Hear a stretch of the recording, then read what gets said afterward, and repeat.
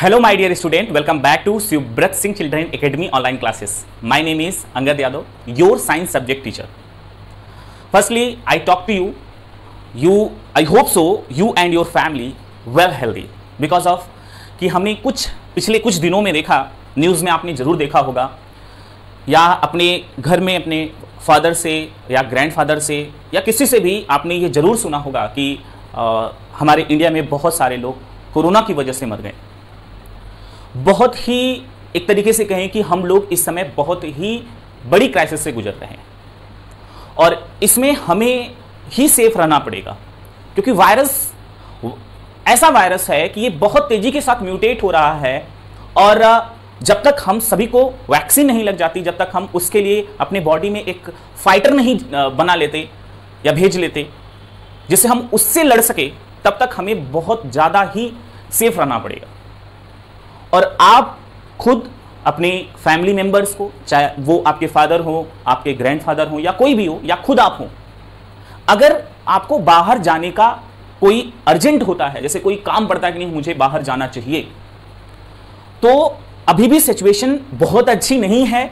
पहले तो कोशिश रहे कि न जाना पड़े और बाय द वे अगर आपको जाना पड़ता है तो आप N95 मास्क लगा के जाएंगे और अगर N95 मास्क आपके पास नहीं है तो आप कपड़े का जो मास्क होता है वो 2 लगा कर जाएंगे, मतलब 2 मास्क। सैनिटाइजर अपने साथ रखेंगे और हो सकेगा तो जिससे भी आप मिलने जा रहे हैं उससे आप कुछ ही दूरी, मतलब लगभग 2 गज की दूरी बना के रखें, क्योंकि आप सेफ रहेंगे, आपके घर वाले सेफ रहेंगे तो हम एक कह सकते हैं कि अगर हम चेन को ब्रेक कर लेंगे तो ये कोविड से हम जीत सकते हैं।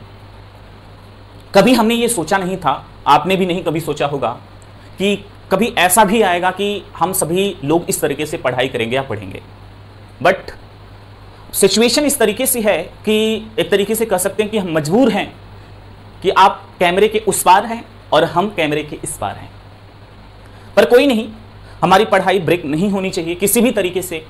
पिछले कुछ दिनों में बहुत मतलब जो 10 से 15 दिन हमारे बीते हैं वो बहुत ही बुरी तरीके से रहे होंगे। हर फैमिली के कुछ मेंबर जरूर उस सिम्टम से तो जरूर जूझे होंगे, जैसे फीवर आना, कफ होना, खांसी आना, बॉडी में पेन होना, ये नॉर्मल था। आज कोविड पे बात स्टार्टिंग में इसलिए कर रहे हैं कि हमारा जो चैप्टर है वो माइक्रो ऑर्गेनिज्म पर है और कहीं ना कहीं हम वायरस के बारे में जरूर एक बार पढ़ेंगे। तो वैक्सीन आई है, अभी सबको नहीं लग पाई है, हम सभी लोग अच्छे तरीके से जानते हैं, और जब तक वैक्सीनेशन कंप्लीट ना हो तब तक आपको बहुत ही सेफ रहना पड़ेगा। ओके, और साथ ही लोगों को अवेयर कराते रहिए कि नहीं, ये अभी आपने सुना भी होगा कि वायरस है नहीं, कुछ है, ऐसा थोड़ी होता है, ये तो कुछ है नहीं, तमाम मतलब तरीके की एक मिसअंडरस्टैंडिंग लोगों में पड़ी है। आप लोग एजुकेटेड हैं, आप लोग बताइए उनको कि नहीं वायरस है और डेंजरस है, क्योंकि पिछले कुछ दिनों में बहुत ही ज़्यादा डेंजरस स्थिति थी हमारे इंडिया की। चलिए अपनी क्लास स्टार्ट करते हैं। Now today we are going to discuss about your new chapter number 2, microorganism friend and foe. That means यानी माइक्रो ऑर्गेनिज्म, स्मॉलेस्ट ऑर्गेनिज्म, जो हमारे उसमें से कुछ क्या है हमारे फ्रेंड्स हैं और कुछ हमारे फो, दैट मीन्स हमारे एनिमी यानी दुश्मन है। यानी कुछ माइक्रो ऑर्गेनिज्म हमारे फ्रेंड होते हैं और कुछ माइक्रो ऑर्गेनिज्म हमारे लिए दुश्मन होते हैं। Firstly what is microorganism, यानी माइक्रो ऑर्गेनिज्म कौन है। ठीक है, फर्स्ट हेडिंग है माइक्रो ऑर्गेनिज्म। माइक्रो ऑर्गेनिजम्स कौन है? तो these are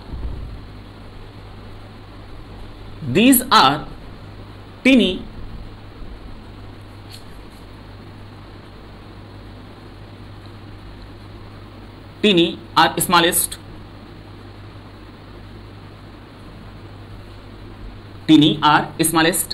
living organism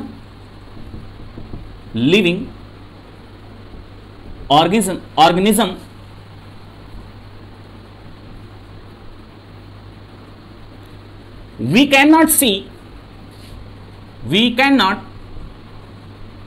C our naked eyes. It is very important. यानी माइक्रो ऑर्गेनिज्म ऐसे लिविंग ऑर्गेनिज्म हैं जिसको हम अपने नेकेड आइज से नहीं देख सकते हैं।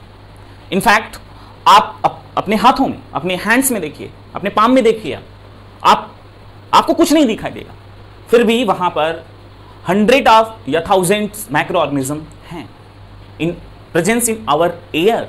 हमारे एयर में वो प्रेजेंस है। यानी माइक्रो ऑर्गेनिज्म एवरीवेयर प्रेजेंस होते हैं। ठीक है, यानी these are teeny living organism we can not see our naked eyes. यानी ऐसे स्मॉलेस्ट, ऐसे टीनी लिविंग ऑर्गेनिज्म होते हैं जिसको हम अपनी नेकेड आइज से नहीं देख सकते हैं, पॉसिबल नहीं है देखना। Is that clear? First time इसको एक साइंटिस्ट थे जिनका नाम है Antonie van Leeuwenhoek.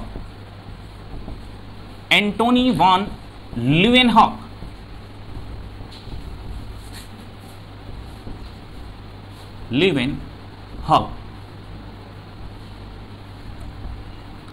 Antonie van Leeuwenhoek is the first scientist to observe microorganism. और वो माइक्रो ऑर्गेनिज्म कौन था? तो बैक्टीरिया। अगर आपसे कोई पूछे कि एंटोनी वॉन ल्यूवेनहॉक ने जिस माइक्रो ऑर्गेनिज्म को फर्स्टली ऑब्जर्व किया था वो माइक्रो ऑर्गेनिज्म कौन था? तो वो बैक्टीरिया था। बैक्टीरिया। ओके, यानी एंटोनी वॉन ल्यूवेनहॉक ने फर्स्ट टाइम एक लिविंग ऑर्गेनिज्म को, मतलब लिविंग माइक्रो ऑर्गेनिज्म को ऑब्जर्व किया था। वो कौन? बैक्टीरिया। और ये फर्स्ट लिविंग सेल भी है। ठीक है, ये फर्स्ट लिविंग सेल भी है। यानी पहला लिविंग सेल ऑब्जर्व किया गया था। किसने ऑब्जर्व किया था? एंटोनी वॉन ल्यूवेनहॉक ने। Is that clear? Dear student, next heading habitat. Habitat यानी माइक्रो ऑर्गेनिज्म कहां होते हैं, उनका क्या हैबिटेट होता है, किधर प्रेजेंट होते हैं? तो माइक्रो ऑर्गेनिज्म प्रेजेंट एवरीवेयर।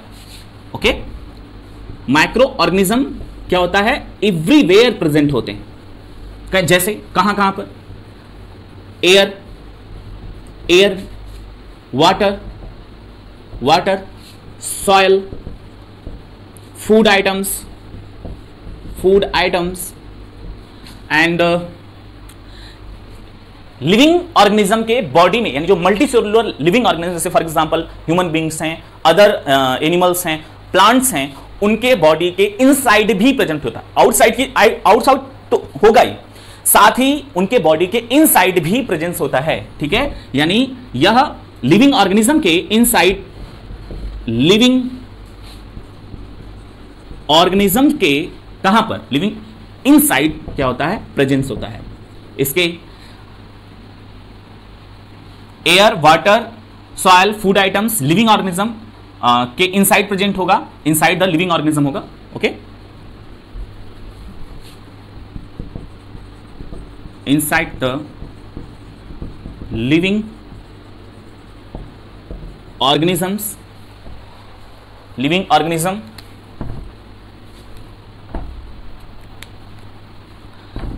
उसके साथ स्नो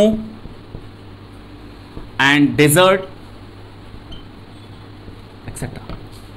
यानी जहां पर हम इमेजिन भी नहीं कर सकते हैं, जहां पर हम सोच भी नहीं सकते हैं, वहां पर इनका हैबिटेट होता है।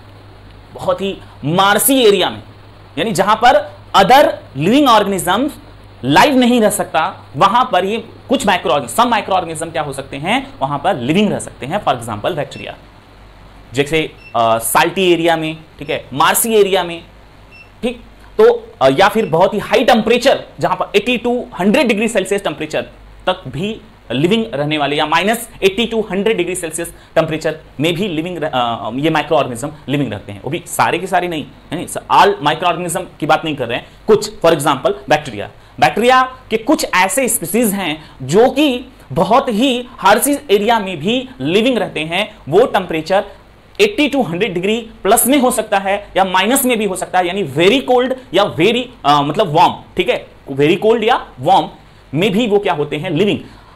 ये कह सकते हैं यहां पर अदर ऑर्गेनिज्म यहां पर लिविंग नहीं रह सकते। जैसे हम सभी हैं, ये हम लोग जो है बहुत ही ज्यादा कोल्ड में या बहुत ही ज्यादा वार्म एरिया में नहीं लिविंग रह सकते हैं, ठीक है। और भी कुछ ऐसे भी माइक्रो ऑर्गेनिज्म यानी कुछ ऐसे भी बैक्टीरिया हैं जिनको जो ऑक्सीजन के बिना भी लिविंग रह सकते हैं। यानी कि बहुत ही हार्सी एरिया में जहां पर जो अदर लिविंग ऑर्गेनिज्म हैं वो लाइव नहीं रह सकते, वहां पर माइक्रो ऑर्गेनिज्म में कौन बैक्टीरिया वो क्या रह सकता है, वो वहां पर लिविंग रह सकता है।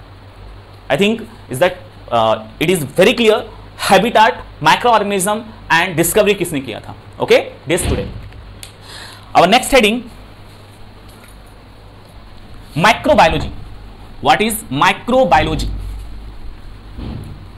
माइक्रोबायोलॉजी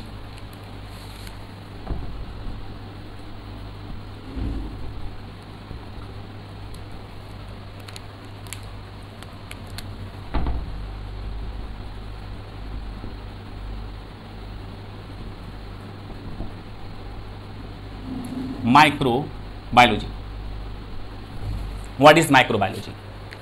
हाँ, एक पॉइंट हम मिस कर दिए। माइक्रो ऑर्गेनिज्म को हम माइक्रोबेस भी बोलते हैं, है ना, यानी माइक्रो ऑर्गेनिज्म को यानी these tiny smallest living organism are called microorganism or microbes, यानी माइक्रो ऑर्गेनिज्म को माइक्रोबेस भी बोला जाता है। और इसको हम नेकेड आइज से तो नहीं देख सकते, we can not see naked eyes, लेकिन with the help of microscope देखा जा सकता है। ठीक है, माइक्रोस्कोप की हेल्प से हम माइक्रो ऑर्गेनिज्म को देख सकते हैं, लेकिन अपने नेकेड आइज से इसको नहीं देख सकते हैं। तो व्हाट इज माइक्रोबायोलॉजी? ठीक है, माइक्रोबायोलॉजी एक साइंस की क्या है, एक ब्रांच है। ठीक है, साइंस में हमारी जो बायोलॉजी होती है, बायोलॉजी की एक ब्रांच है। ठीक है, माइक्रोबायोलॉजी जो है बायोलॉजी की एक ब्रांच है। ठीक, तो माइक्रोबायोलॉजी में क्या होता है, दैट द साइंस which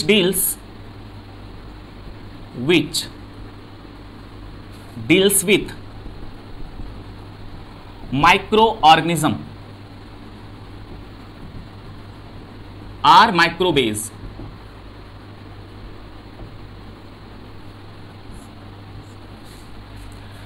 यानी माइक्रोबायोलॉजी बायोलॉजी की ब्रांच है, और इस ब्रांच में हम यानी बायोलॉजी के ब्रांच में हम किसका स्टडी करते हैं, माइक्रो ऑर्गेनिज्म के का स्टडी करते हैं। मतलब इसका हैबिटेट क्या है, इसका मोड ऑफ न्यूट्रिशन क्या है, इसका रिप्रोडक्शन का प्रोसेस क्या है, या इसका इंपॉर्टेंस क्या है in our life. Okay, our life या फिर अदर ऑर्गेनिज्म की लाइफ में माइक्रो ऑर्गेनिज्म का क्या इंपॉर्टेंस है। तो माइक्रोबायोलॉजी एक ब्रांच है, एक बड़ा ब्रांच है। ठीक है, आप अगर एमएससी मास्टर डिग्री करने जाएंगे तो माइक्रोबायोलॉजी से भी मास्टर डिग्री की जाती है, एमएससी मास्टर ऑफ साइंस। ठीक है, इस स्पेशल ब्रांच से। ठीक है, एमएससी मास्टर डिग्री, पीएचडी किया जाता है, डॉक्टरी की डिग्री ली जाती है इस पे, क्योंकि इन फ्यूचर इसमें स्कोप बहुत ज़्यादा है। क्योंकि अभी जो वायरस आया है, देखिए इसमें मतलब इसका स्टडी करना है, कैसा वायरस है, इसका जेनेटिक मटेरियल क्या है, ठीक है, और ये किस तरीके से एक्ट करता है लिविंग ऑर्गेनिज्म में। तो ये सभी के सभी जो स्टडी किया जाता है वो किसमें किया जाता है, माइक्रोबायोलॉजी में। ओके, तो साइंस यानी the science which deals with micro organism और माइक्रोबेस, यानी ऐसा साइंस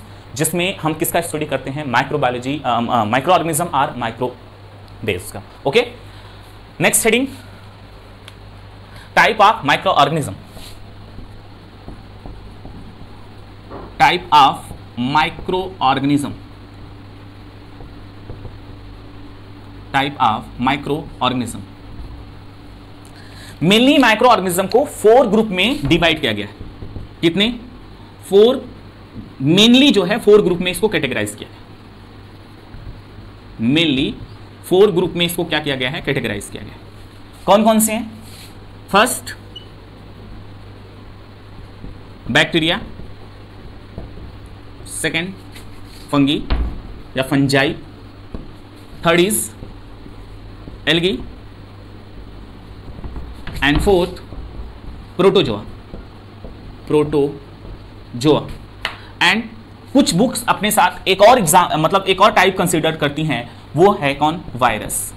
और वायरस को एनसीईआरटी ने क्यों नहीं कंसीडर किया, उसने कहा मेनली 4 ग्रुप हैं। ठीक है, मेनली 4 ग्रुप हैं, और bacteria, fungi, algae and protozoa, but उन्होंने मतलब एनसीईआरटी में वायरस को कंसीडर क्यों नहीं किया गया? डियर स्टूडेंट फोकस करिए, इसलिए नहीं किया गया क्योंकि ये लिविंग ऑर्गेनिज्म नहीं है।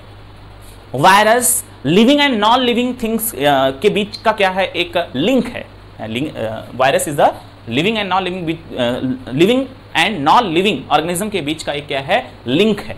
यानी वायरस लिविंग ऑर्गेनिज्म नहीं है, ठीक है, इसको हम पार्टिकल्स मानते हैं, इन्फेक्टेड करने यानी इन्फेक्शन करने वाला पार्टिकल्स, कौन, वायरस। ठीक है, तो एनसीईआरटी ने मेनली 4 ग्रुप में कैटेगराइज किया है, और भी आप साइड बुक में देखेंगे तो वो 5 पार्ट्स में इसको डिवाइड किया, वायरस को भी इंक्लूड किया है माइक्रो ऑर्गेनिज्म में, बट वायरस ऑर्गेनिज्म नहीं होता, लिविंग ऑर्गेनिज्म नहीं होता, इसलिए एनसीईआरटी ने इसको कंसिडर नहीं किया, लेकिन इसके बारे में डिस्कस जरूर किया गया है, क्योंकि ये वायरस ऑब्लिगेट पैरासाइट होता है। Obligate parasite, what is obligate parasite? That means कि ये टोटली डिपेंड होता है अपने होस्ट पर। होस्ट मतलब जैसे कोरोना वायरस एग्जांपल लेते हैं, सबसे बेस्ट एग्जांपल होगा ये कोविड का जो वायरस है, कोरोना वायरस, ये वायरस हमारे मतलब जो ह्यूमन की बॉडी में एंट्री कर रहा है बाहर, यानी कि हमारे बॉडी के बाहर वो नॉन लिविंग थिंग्स है, लेकिन जैसे ही बॉडी में यानी हमारे बॉडी में एंट्री कर रहा है, हमारे सेल में वो एंट्री करके मतलब हम उसके लिए होस्ट हैं और टोटली जाके तब वो लिविंग हो जा रहा है आउटसाइड। ठीक है, ह्यूमन बॉडी के आउटसाइड क्या है, वो नॉन लिविंग है, और जैसे ही वो एंट्री कर रहा है वो लिविंग हो जा रहा है। ठीक है, इसलिए हम इसको लिविंग एंड नॉन लिविंग के बीच का लिंक मानते हैं। Is that clear? और ये लिविंग थिंग्स नहीं है, दैट मीन्स ये टोटली यानी ऑब्लिगेट पैरासाइट है, यानी किसी एनिमल्स के या किसी प्लांट्स के बॉडी में ये पूरी तरीके से डिपेंडेंट होता है। जब वो उसमें एंट्री लेता है तभी वो सर्वाइव करता है, और जैसे ही वो फिर बाहर आता है तो फिर से वो नॉन लिविंग हो जाता है। ठीक है, क्योंकि इसमें मेटाबॉलिक एक्टिविटीज कुछ भी नहीं हो रही होती है। ठीक, टाइप्स ऑफ माइक्रो ऑर्गेनिज्म, तो हमने इसको 4 ग्रुप्स में कैटेगराइज किया। फर्स्ट कौन, bacteria, second fungi, third algae, fourth protozoa and virus considered कर रहे हैं, बट एनसीईआरटी ने नहीं किया है। हम इसके बारे में भी स्टडी किए हैं, करेंगे। ओके, नेक्स्ट हेडिंग बैक्टीरिया ना, 4 ग्रुप्स में फर्स्ट कौन था, बैक्टीरिया। तो बैक्टीरिया फर्स्टली डिस्कस करेंगे। बैक्टीरिया ये क्या है, single celled micro organism. Okay, ये सिंगल सेल्ड यानी बैक्टीरिया क्या है, सिंगल सेल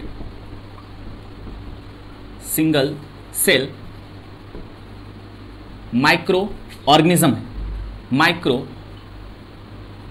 ऑर्गेनिजम्स। ओके, और इसके बॉडी के ऊपर फॉर एग्जाम्पल ऐसे एक फिगर ड्रॉ करते हैं।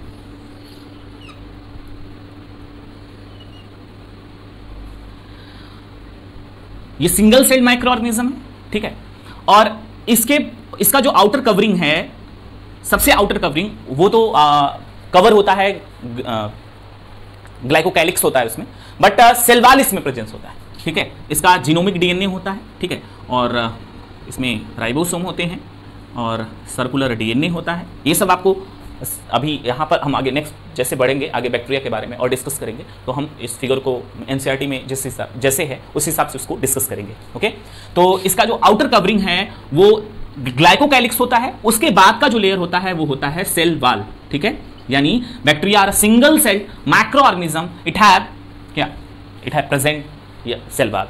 ठीक है, जो इसको कवर करके रखता है और ये प्रोटेक्ट करता है। स्पेशल सेल वॉल होता है इसके पास जो इसको हार्सी एरिया में लिविंग रहने के लिए इसको प्रोटेक्ट भी करता है। ठीक है, उसमें ग्लाइकोकैलिक्स का मेन रोल होता है।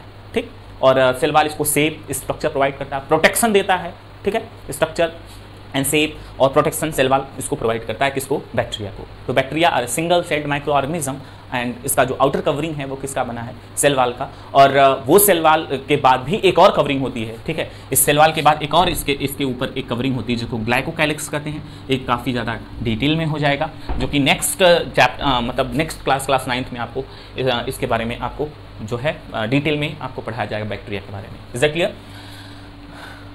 अब बैक्टीरिया की साइज जो होती है वो मेनली जो साइज है वो 3 to 5 माइक्रोमीटर होती है। ठीक है, 3 to 5 माइक्रोमीटर होती है, बट कुछ बुक्स में इसकी जो साइज है वो 0.2 या 0.12 1000 माइक्रोमीटर तक भी है, यानी बहुत सारी बैक्टीरिया की टाइप्स हैं। तो उसमें मेनली जो साइज देखा गया है 3 to 5 micrometre. Okay, 3 to 5 micrometre bacteria की एक मेनली साइज होती है। ठीक है, कुछ बैक्टीरिया इससे भी छोटी होती है, कुछ बैक्टीरिया 3 to 5 माइक्रोमीटर से भी क्या होती है, बड़ी होती है। Is that clear? तो बैक्टीरिया क्या, what is bacteria? Bacteria are a single celled microorganism, they are outer covering cell wall. ठीक है, इसके चारों तरफ एक क्या होता है, सेल वॉल होता है जो इसको प्रोटेक्ट करता है। ठीक है, अब टाइप्स ऑफ बैक्टीरिया तो बहुत हैं, पर on the basis of structure और शेप, ठीक है, on the basis of structure और शेप बैक्टीरिया को क्लासिफाइड किया गया है कितने ग्रुप में? 4 ग्रुप में, ठीक है। मेनली कितने ग्रुप में इसको क्लासिफाइड किया गया है? 4 ग्रुप में बैक्टीरिया को क्लासिफाइड किया गया है on the basis of shape, ठीक है।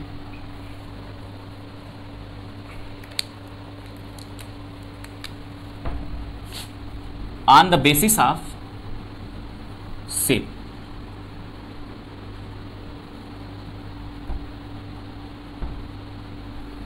शेप के बिहेव पर बैक्टीरिया को क्लासिफाइड किया गया है कितने ग्रुप में? 4 ग्रुप में। कौन कौन से? फर्स्ट कोकाई, कोकाई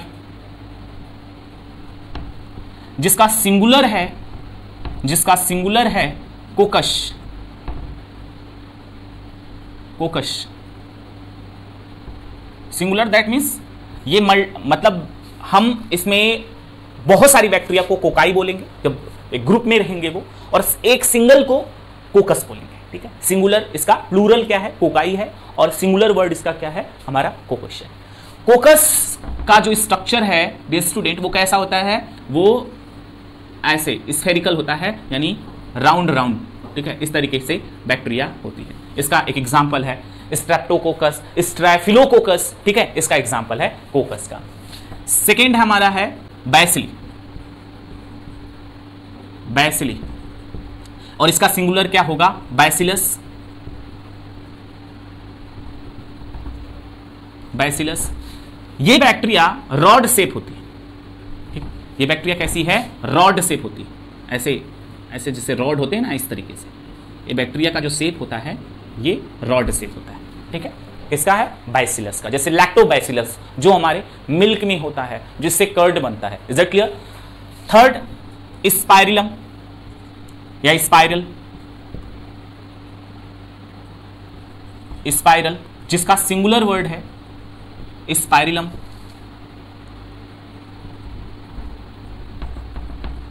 स्पाइरिलम ये स्प्रिंग के जैसा होता है, इस तरीके जैसे स्प्रिंग होती है ना, इस तरीके से ये स्प्रिंग के जैसा होता है, ठीक है। ये बैक्टीरिया स्प्रिंग के जैसा होता है, इसलिए इसको स्पाइरिलम। इसका एग्जांपल क्या है? ट्रिप्नोनिमा, ठीक है, ट्रेपोनिमा, सॉरी ट्रेपोनिमा स्पाइरिलम का एग्जांपल दिया गया है। एंड फोर्थ है, फोर्थ विब्रो या वाइब्रो, जिसका सिंगुलर वाइब्रम। इस बैक्टीरिया को कॉमा शेप्ड बैक्टीरिया भी कहा जाता है, ठीक है, यानी वाइब्रो को हम कॉमा शेप विब्रो, ठीक है, विब्रो या वाइब्रो, कुछ लोग प्रोनाउंसिएट अलग अलग तरीके से करते हैं, बट बुक्स में कहीं विब्रो है, मतलब इसको विब्रो भी बोलते हैं, वाइब्रो भी बोलते हैं। तो जो विब्रो, इसका सिंगुलर क्या है? विब्रियम या वाइब्रियम। जो इसको कॉमा शेप्ड भी बैक्टीरिया बोला जाता है क्योंकि ये कॉमा लाइक स्ट्रक्चर में होता है, कॉमा लाइक स्ट्रक्चर में। इसका एग्जाम्पल क्या है? एस्टाइक कोलेरा, ठीक है, एसिटिक कोलेरा।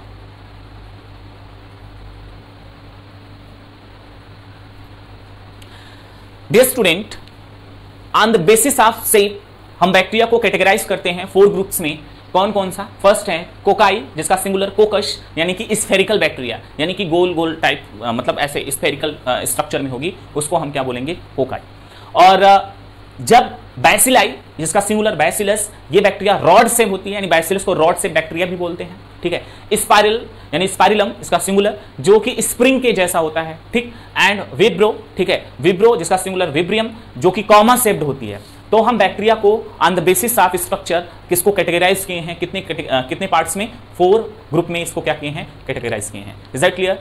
तो डियर स्टूडेंट, आज की क्लास यहीं पर हम एंड करते हैं। मिलेंगे फिर से एक नए क्लास में, एक नए टॉपिक और नए कॉन्सेप्ट के साथ। I hope so you will well understand today topic, and you have any doubt please write or comment box and और WhatsApp group, ठीक है। अगर आपको कोई भी कंफ्यूजन है तो आप कमेंट बॉक्स में राइट करिए या फिर आप WhatsApp ग्रुप पे अपने क्वेश्चन को सेंड कर सकते हैं। चलेंगे, thank you so much, thanks for watching, I love you my dear student.